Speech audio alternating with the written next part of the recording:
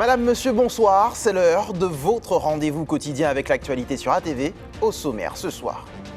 Une attaque d'une rare violence. Un jeune homme de 25 ans a perdu la vie hier soir à Rivière-Salée, au pied de sa résidence. Touché par des tirs d'armes à feu, nous nous sommes rendus sur place. Dans ce journal aussi, opération coup de poing pour les transporteurs sanitaires. Ils réclament la revalorisation de certains actes, notamment face à la hausse des prix des carburants. Une délégation d'ambulanciers a été reçue par le préfet. Et puis les fractures invisibles présentées au public martiniquais. Alors que le film voyage avec grand succès depuis sa sortie, il est visible à Madiana depuis quelques jours. Un rendez-vous qui était très attendu, vous le verrez. La violence armée a fait une nouvelle victime hier soir. Un jeune homme de 25 ans a été tué par balle à Rivière-Salée, à quelques mètres de chez lui. Des individus auraient débarqué avant d'ouvrir le feu à de nombreuses reprises. Ce matin, toute une résidence est sous le choc, comme nous l'explique Sandrine Claude. Une scène d'une violence extrême. Dans cette résidence située à La Laugier, hier soir, un jeune homme de 25 ans a été abattu sous une pluie de balles. Les faits se sont déroulés au pied de cet immeuble. Selon plusieurs témoins, il est aux alentours de 21h lorsque deux individus cagoulés débarquent à scooter. Ils ouvrent le feu à de nombreuses reprises en direction de la victime. Touché une première fois à la jambe, le jeune homme tente de fuir. Il se dirige vers ses véhicules. Ce matin, les nombreuses traces de sang et impacts de balles témoignent de la violence de l'attaque. La victime parvient ensuite à quitter les lieux mais revient vers la résidence en empruntant ce trou dans un grillage. C'est là qu'il est rattrapé par ses agresseurs qui ne lui laissent aucune chance. Le jeune homme s'écroule. Son décès est déclaré à l'arrivée des secours qui ont tenté en vain de le réanimer. La façade de l'immeuble présente elle aussi plusieurs impacts de balles. Les auteurs auraient tiré plusieurs dizaines de fois en rafale. Le propriétaire de l'un des deux véhicules touchés était dans son appartement au moment des faits.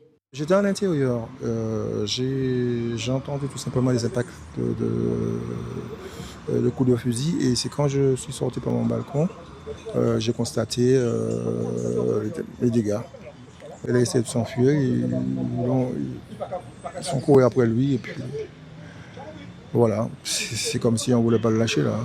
Il y a à peu près, je pense, 24, ils ont trouvé 24 douilles à peu près, il me semble. C'est la maman là maintenant qui va être partie, tout ça, la famille. Le jeune homme était bien connu dans le quartier.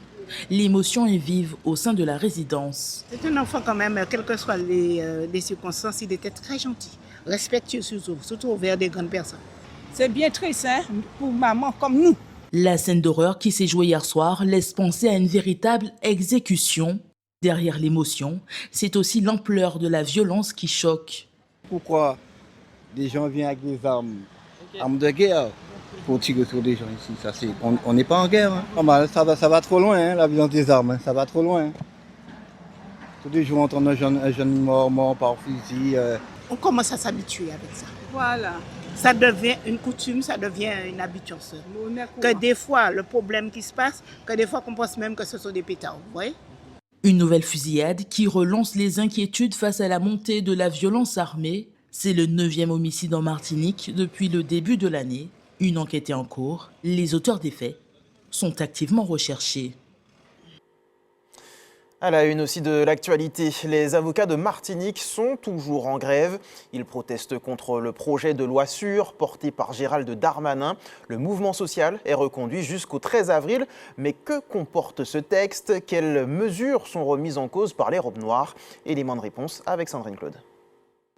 Depuis plusieurs jours, la justice tourne au ralenti en Martinique. Au tribunal, les robes noires ont cessé de plaider. La profession est vent debout contre le projet de loi dit sûre. Mais que prévoit concrètement ce dernier? La réforme portée par Gérald Darmanin comporte 10 articles et vise notamment à accélérer les procédures judiciaires. Au cœur de la fronde des avocats, la mesure relative au plaidé coupable qui serait alors étendue au crime et non plus seulement au délit. Un accusé pourrait ainsi être jugé plus rapidement sans passer par un procès classique, avec à la clé une possible réduction de peine. Une mesure jugée inacceptable par les avocats. Ils dénoncent une justice trop rapide qui limiterait les débats et fragiliserait les droits de la défense. Selon eux, le vrai enjeu reste d'allouer des moyens supplémentaires et non pas de réduire la durée des procédures. Auditionné hier soir par la commission des lois du Sénat, le garde des Sceaux a défendu bec et ongle son projet de loi. Selon lui, un outil supplémentaire au service d'une justice plus efficace. Le texte doit être examiné au Sénat le 13 avril prochain. Autre mobilisation sociale, celle des transports sanitaires de Lille. Les ambulanciers se sont réunis en cortège ce matin depuis Dillon, direction la préfecture où ils ont été reçus. Les professionnels alertent sur les difficultés financières de leurs entreprises. On fait le point avec Hélène Sérignac.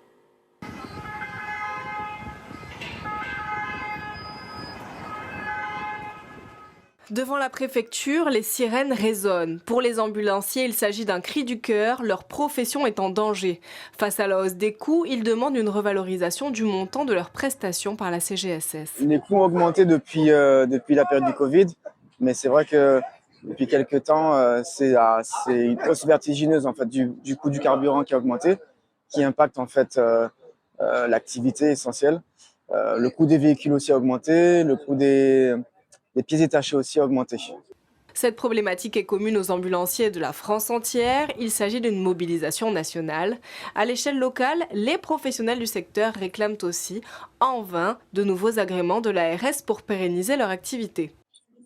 Ça permet 30 années. Et subitement, après 30 années, ils ont accepté tout. Mais en contrepartie, ils ont carrément donné des agréments à d'autres structures, de nouvelles structures. Et nous, les anciens, on n'a pas eu. Donc, ce qui fait aujourd'hui, maintenant, on est les voitures, comment ça s'appelle, une géolocalisation pour vérifier les primes et tout. Donc, c'est impossible de travailler avec un VSE. Donc, je refuse 20 courses par jour. Autre difficulté de taille, les équipes sont souvent bloquées pendant des heures à l'hôpital pour faire l'admission des patients. Il y a beaucoup d'attentes lorsqu'on va aux urgences. Donc des fois 2 heures, 3 heures, 4 heures d'attente. Et personne ne nous paye les attentes alors qu'on ne sort pas. Sans une revalorisation de leurs prestations, sans une réorganisation du secteur, beaucoup craignent de devoir mettre la clé sous la porte. La CTM et l'État ont signé aujourd'hui la feuille de route pour la planification écologique. Parmi les priorités identifiées, la lutte contre les espèces toxiques, la création d'aires de covoiturage ou encore l'aménagement du littoral. Le document est consultable partout sur les sites de la collectivité territoriale, de la DEAL et de la préfecture. Les précisions face à la caméra d'Hélène Sérignac. Ce document il fixe des priorités fermes sur l'ensemble des domaines qui permettent de réduire notamment la production de CO2. Protéger également notre biodiversité. Et ça touche à la fois l'énergie, ça touche le transport, l'industrie qui doit se décarboner, la protection de notre littoral, de notre forêt, notre mode d'alimentation. Tous ces domaines figurent pour la première fois dans une feuille de route qui intègre l'ensemble, qui fixe des engagements, des actions prioritaires, et ce qui va nous permettre aussi d'orienter nos financements. Sur la plupart des financements, il y a des systèmes d'appel à projets. Par exemple, le fonds vert, qui est un fonds qui se renouvelle chaque année, qui va être renouvelé avec 6 millions de budget, c'est l'ouverture d'un appel à projet, alors plutôt dédié aux collectivités et du partenariat public-privé, pour faire en sorte de rénover l'éclairage ou de construire des pistes cyclables. Donc, il faut simplement être, attentif aux appels à projets, et 2, on peut aussi avoir, et c'est le cas, moi j'en reçois tous les jours dans ma commission, juste des chefs d'entreprise qui ont un projet, qui veulent se positionner. J'en ai eu un récemment sur le recyclage du plastique, et venir dans les différentes instances. Moi, au niveau de la collectivité, j'en reçois, et en fait, frapper aux portes des halles, services de l'État, collectivités, EPCI. Ouvrons à présent une large page consacrée à la culture et on prend tout de suite la direction des salles obscures où le public martiniquais peut enfin profiter pleinement du film Les Fractures Invisibles. Après de multiples prix reçus dans des festivals internationaux, l'œuvre réalisée par Jean-Michel Loutobi et portée par les jeunes de la Mille Nord séduit aussi chez nous. Le reportage de Caril Chassol et Robert Beauregard. Dans la pénombre encore vibrante de la salle, les applaudissements s'imposent comme une nécessité. Le souffle de la conque de Lambie prolonge l'émotion. Le film de la mission locale nord du Robert ne se regarde pas, il se ressent et nul n'en sera indemne. C'est pas forcément évident de se faire comprendre auprès de nos parents et c'est aussi difficile pour nos parents de comprendre que nous on a évolué. Formidable. Bravo pour la volonté, un grand moment. C'est important que les jeunes le voient parce qu'il a réussi à mettre en avant des thématiques à sa façon. Et donc c'est important que les jeunes, parce que tous les thèmes, le harcèlement, etc., tout ça. Et puis qu'est-ce qu'il faut faire aujourd'hui quand on est jeune? Ce sont des jeunes, je trouve très beaux à l'écran. Il faut juste leur donner la possibilité de leur montrer comment jouer avec leur tripes. Après une avant-première remarquée au Pâté Cap Sud d'Abidjan, Jean-Michel Loutoubi inscrit son geste dans une volonté claire, révéler la présence brute des jeunes acteurs de la Mille Nord. Une justesse que le groupe Pâté Cinéma a su reconnaître. C'est surtout un film qui, je pense, est très important à montrer aux jeunes générations parce qu'on le sait, hein, avec tout ce qui se passe sur les réseaux et tout, c'est une bonne sensibilisation. Et à la fin, l'image de la famille, le socle, et qui permet effectivement de tout sauvegarder. Donc je trouve que c'est un beau message et je discutais avec le préfet Bouvier là à l'instant et je pense qu'on va essayer dans les collèges, dans les lycées, avec l'association des maires de Martinique, de faire en sorte que ce film soit diffusé. En Martinique, l'attente autour de Les Fractures Invisibles était palpable. Le public s'est déplacé en nombre, non pour consommer une œuvre, mais pour s'y confronter. Très bien. Exceptionnel, un seul mot. Le film extraordinaire. Comme c'est un jeune Gros-Mornais et je représente la ville du Gros-Morne, trop fier de lui. À l'affiche, depuis le 27 mars, le film poursuit sa rencontre avec le public. Demain, Jean-Michel Loutoubi accompagnera la séance Jeudi Grand Moon à TDS, prolongeant ce dialogue entre l'écran et ses spectateurs. Lui aussi fait briller la Martinique aux quatre coins du monde. Grégory Priva sera en concert ce samedi à Tropicatrium. Ce soir, le virtuose martiniquais du piano est l'invité de la rédaction.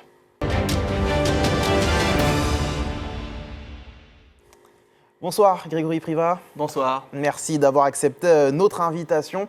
Alors avant de parler du début de ce Darling Tour, ce sera donc samedi à Tropicatrium, je vous propose de regarder ensemble un extrait de cet album Darling. Le titre s'appelle Pas la virée. On regarde ça ensemble.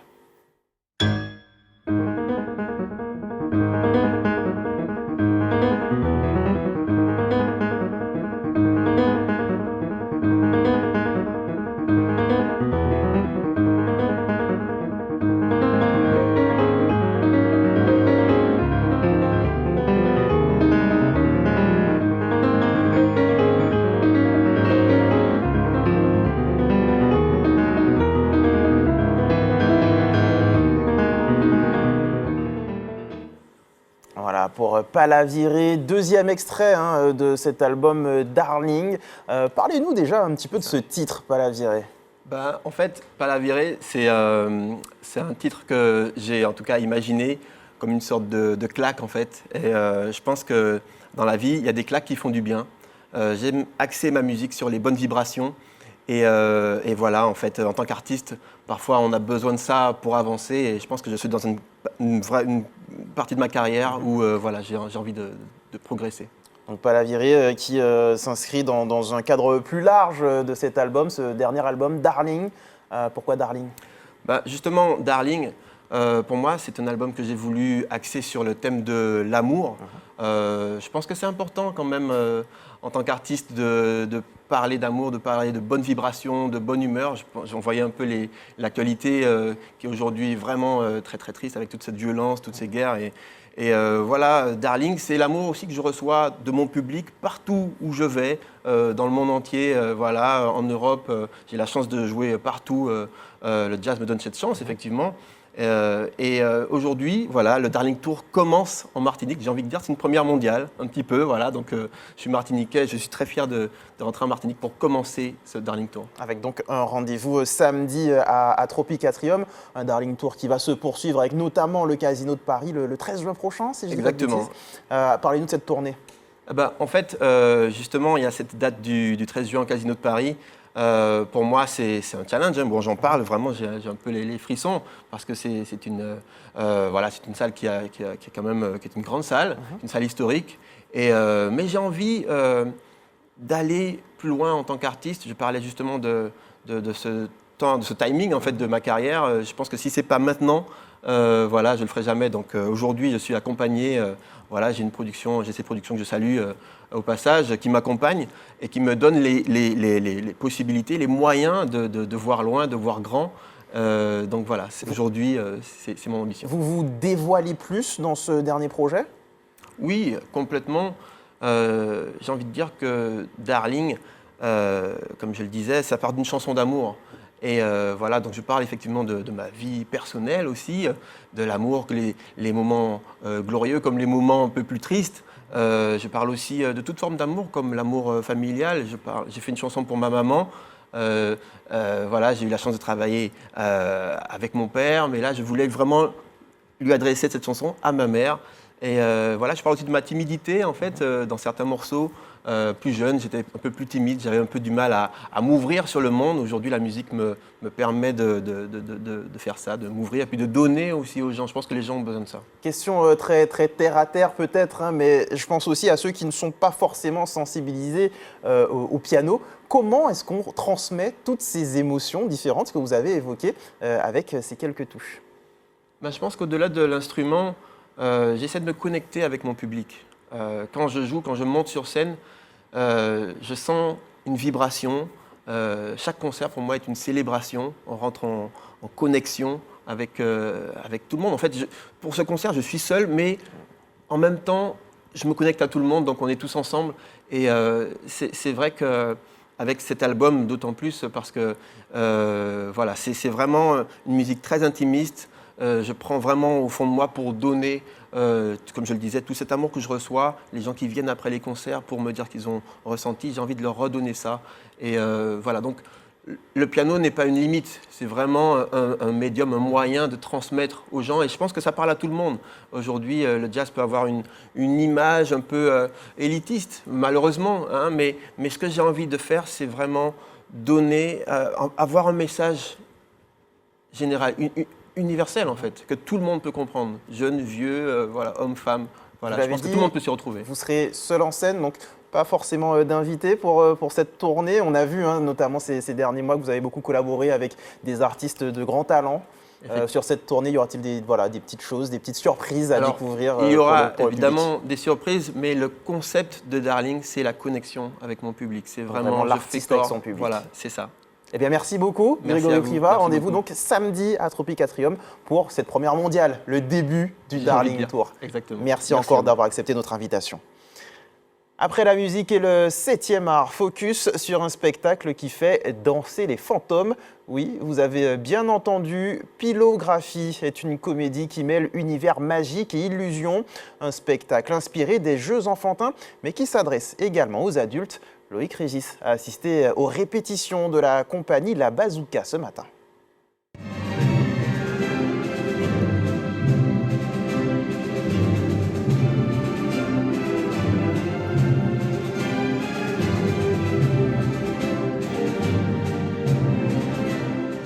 Là, on est sur un tout petit plateau, donc on a vraiment travaillé à ce que les espaces soient agréables pour tous et toutes, voilà.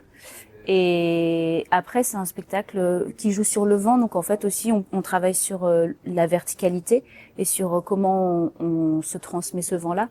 Mais on arrive à le danser autant cette fois sur des grands plateaux, mais le petit plateau a cette contrainte qui fait qu'on est obligé d'être très à l'écoute aussi.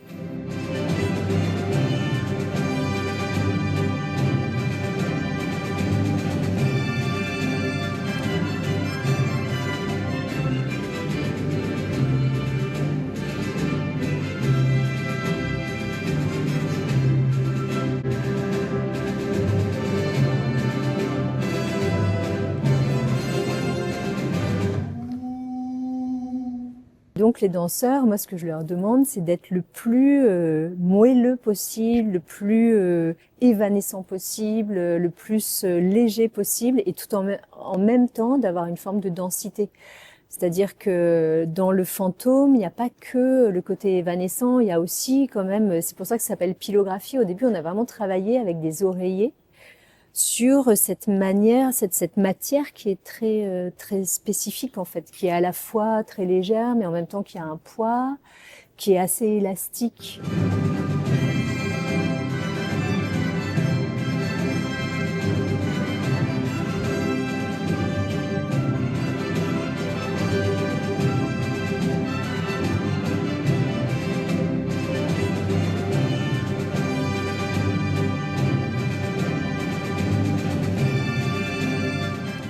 C'est vraiment une comédie, c'est vraiment presque une fantaisie, dans le sens où l'idée c'était de retrouver ce goût du jeu très enfantin, de prendre un drap et de faire 2 trous dedans et de jouer être un fantôme. Vraiment, on est parti de là. Et on s'est beaucoup inspiré finalement des dynamiques et des jeux d'enfants pour écrire justement peut-être la dramaturgie de ce spectacle.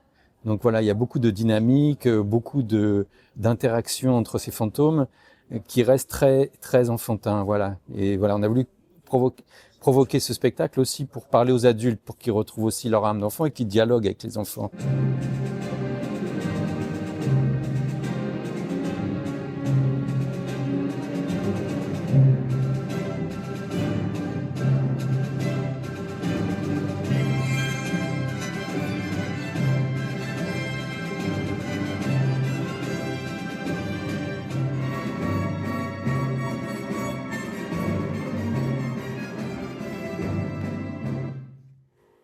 Un spectacle visible demain, vendredi et samedi au théâtre Aimé Césaire. En sport maintenant, la finale régionale de la Coupe Vive en football oppose ce soir le RC Saint-Joseph au club franciscain. En basket, les demi-finales allées des playoffs débutées hier soir se poursuivent avec 2 oppositions. Enfin, en Gommiers, la Côte Caraïbe débute demain. Les précisions de Karil Chassol. En football, on ne pouvait rêver plus belle affiche que cette opposition entre le RC Saint-Joseph et le club franciscain en finale régionale de la Coupe Vive. Vainqueurs le week-end dernier de leur match en retard de la 16e journée du championnat de Régional 1, 2-1 face à l'Inter de Sainte-Anne, les Joséphins ont repris la tête du championnat. À 7 journées de la fin, les hommes de Jérémy Ludon ne devancent leur adversaire du soir qu'à la différence de but. À noter qu'à la Ligue, le 20 décembre, le RC Saint-Joseph avait battu le club franciscain 2-0 et même s'il s'agit d'une autre compétition, on devrait donc assister à une belle rencontre ce soir 20h au stade Louis-Achille. En basket, les demi-finales allées des playoffs se poursuivent. Chez les femmes, ce soir 19h30, l'Aigle Noir sera opposé au 24, battu le week-end dernier en finale de la Coupe de Martinique par l'Éclair. Des Saléennes qui poursuivent sur leur lancée. Hier soir, dans l'autre demi-finale allée, elles ont disposé du Golden Star 88-42. Chez les hommes, ce soir 21h30, on aura droit à USAC, rebond pilotin. Hier soir, dans l'autre demi-finale allée des playoffs, le Golden Star a battu le Golden Lion 79-50. Ces rencontres se disputent au hall Péliard-Donatien. Direction la mer pour conclure, la Côte Caraïbe des Gommiers s'élance demain de Sainte-Luce pour la section Zagaya. 2 régates sont au programme. La première, Sainte-Luce, Céron-Sainte-Luce à partir de 10h. Et à 13h, les jeunes pousses du Gommier auront un parcours entre Sainte-Luce, Lance-Figuier et Sainte-Luce. À noter que pour les grands, la section Saucan, la compétition débute vendredi 10h, toujours à Sainte-Luce. Nous y reviendrons. Comme chaque soir, on regarde ensemble le calendrier de l'EFS. Demain, vous pourrez donner votre sang sur le parking du Carrefour Market du François de 8h à 13h30. Autre possibilité, la Maison du Don, immeuble Le Fils, quartier Dillon à Fort-de-France, de 13h à 19h. Avant de laisser place à l'actualité nationale, je vous rappelle la principale information de cette édition. Une attaque d'une rare violence. Un jeune homme de 25 ans a perdu la vie hier soir à Rivière-Salée, au pied de sa résidence, touché par des tirs d'armes à feu. Le quartier tout entier sous le choc. C'est ainsi que se referme notre tour d'horizon de l'information locale. On se retrouve dans quelques secondes pour l'actualité nationale et internationale. A tout de suite.